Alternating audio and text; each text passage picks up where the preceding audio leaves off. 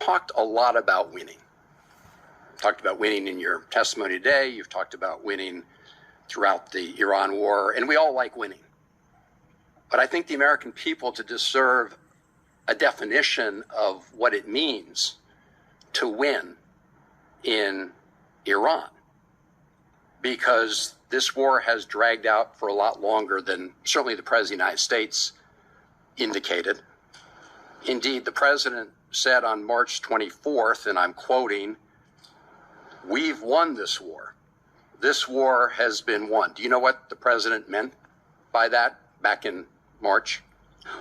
Well, Senator, I would just note that militarily, Iran has been completely overmatched and crushed from the beginning. Militarily, their capabilities are nowhere near ours. I would take issue with your characterization that we started this war. Iran started this war 47 years ago, and they've killed thousands of Americans, including our brothers on the battlefield in Iraq. Iran has been targeting us for a long time.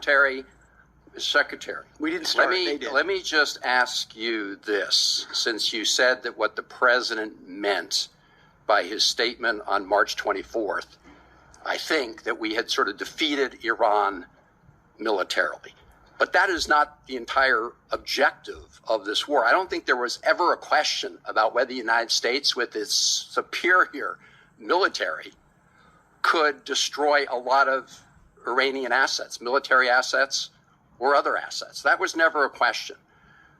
But when most people think of winning the war, they think that that means the war is going to come to an end because we've won.